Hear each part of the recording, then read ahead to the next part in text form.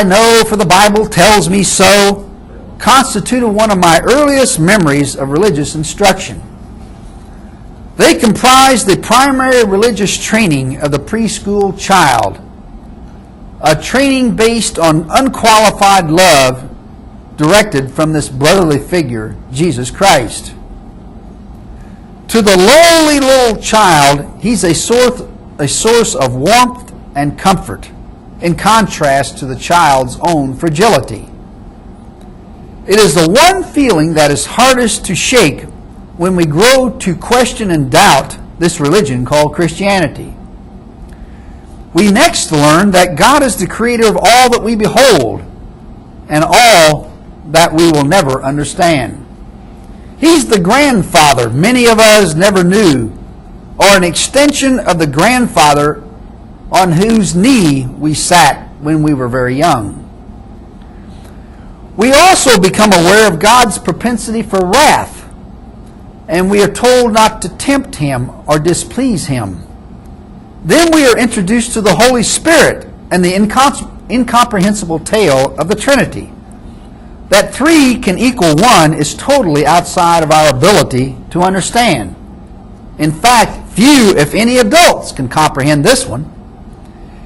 Even though the story continues to become more muddled and confused, we are told we must believe, so we oblige.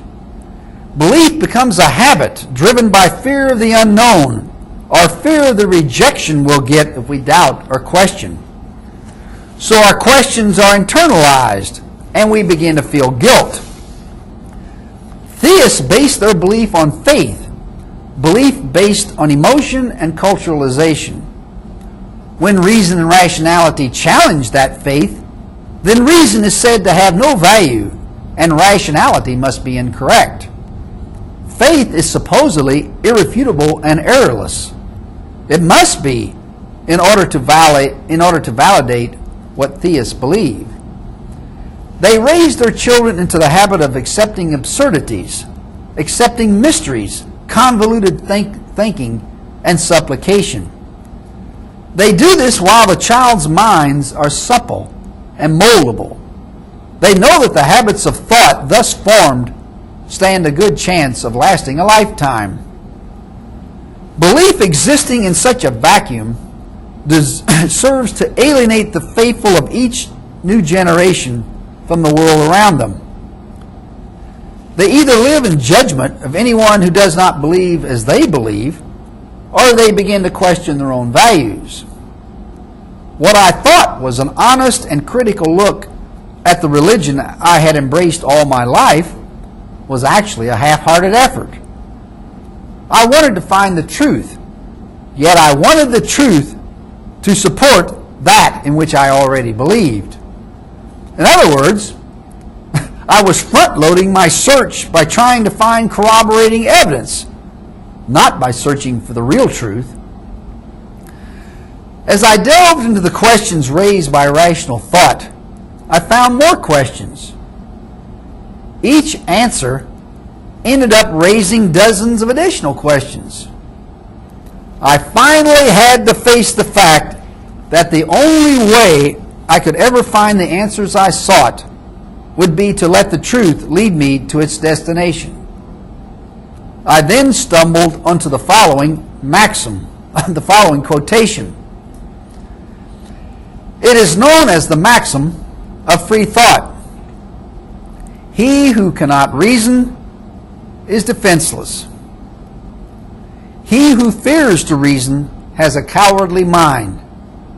He who will not reason is willing to be deceived and will deceive all those who listen to him. This struck home. I realized my cowardice, and I resolved to overcome it. I threw myself anew into research, but with a new approach.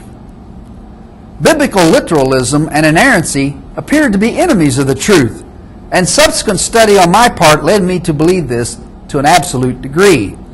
Biblical literalism, as defined by various denominations and individuals, produced such things as the Amish shunning modern lifestyles, life-threatening snake handling to prove one's faith, and refusing to accept medical treatment for oneself or one's family. Biblical literalism or fundamentalism has led to prejudicial actions against non-believers, including imprisonment, censure, torture, wars, and death. A major purpose of fundamentalist religions is to provide a safe harbor for those who are insecure, fearful, lost, or lonely by justifying a way of life with narrowly defined principles and prejudices. The Bible is the final argument to justify. The main philosophy of the fundamentalists is one of constancy, in which they find comfort against an outside world filled with questions. They insulate themselves against such assaults by finding answers in favored words or ideas, no matter how flawed they may prove to be.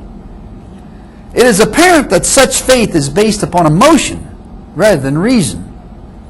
Emotion needs no proof and rejects all questioning. Reason demands answers. It questions conflicts and objectively studies the issues from every available source and viewpoint. Reason is fearless thought, undeterred by legal, spiritual, or social penalties. Dissenting viewpoints do not alarm those who seek the truth. The knowledge seeker who has a passion for truth fears nothing except error.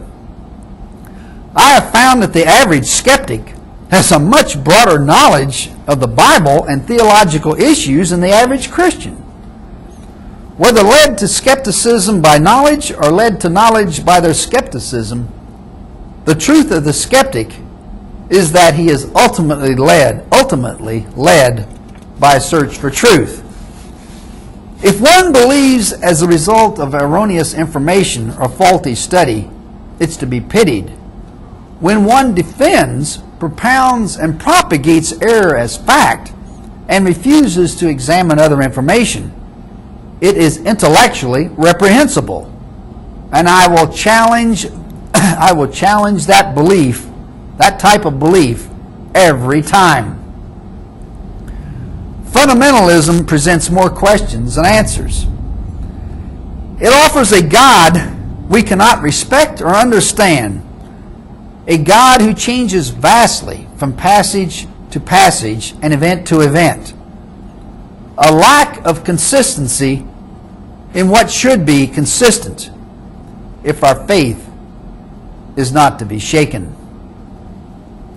What is impossible for our minds to believe, our hearts cannot worship. Unquote. That completes our presentation. And please join us later for the 92nd edition of Biblical Errancy Commentary, when we'll continue showing why the Bible is nothing more than the flawed composition of some fallible human beings. Thank you for listening.